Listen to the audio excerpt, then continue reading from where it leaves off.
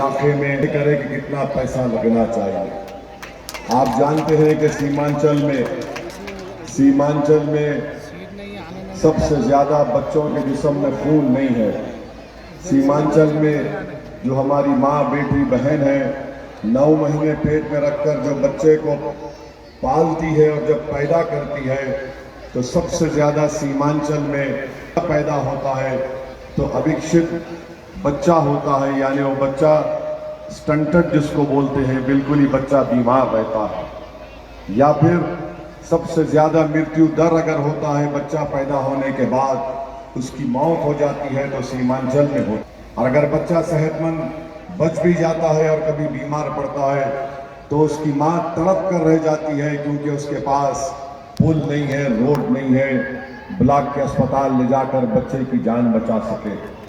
आज आप जानते हैं, नहीं मेरे भाई, ये थाली मारने के लिए नहीं है, ये थाली मारने के लिए नहीं है, ये आपको गौर फिक्र करना है। मैं आपकी नाइंसाफी को बता रहा हूँ।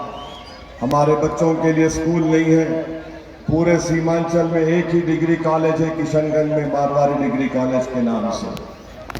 पूरे सीमांचल में हर साल 100 एकड़ जमीन सैलाब से कट जाती है, रुकती है, उस जमीन का पैसा नहीं मिलता है। बच्चे पुल नहीं होने की बिना पर नदी में डूबकर मर जाते हैं। बताओ ये नाइंसाफी का खात्मा कैसे होगा?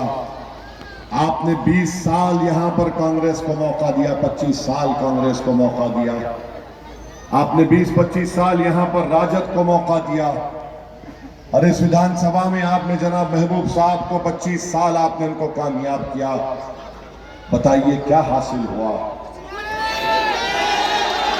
क्यों आप कुछ नहीं कर सके? इसलिए नहीं कर सके क्योंकि आपकी आवाज को पटना की कुर्सियों पर बैठने वाले जालिमों के सामने कोई आंख में आंख मिलाकर उनको डराकर आपकी दास्तान को नहीं बैठ।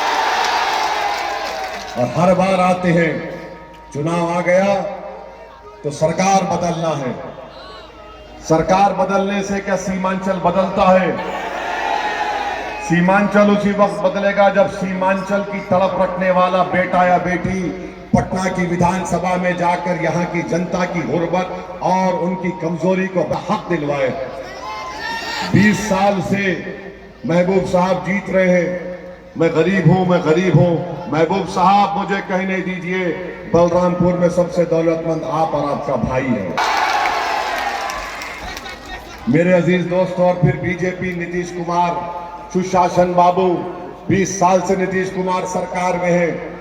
2020 में भी आए थे, चाचा बोल रहे थे मुझे जिता दो, भतीजा बोल रहा था मुझे जिता दो। तो चाचा कभी मोदी के साथ बैठकर चाय पी लिए तो कभी भतीजे को बुलाकर खाना खिला दिए। ये धंधा हो रहा है, धंधा। और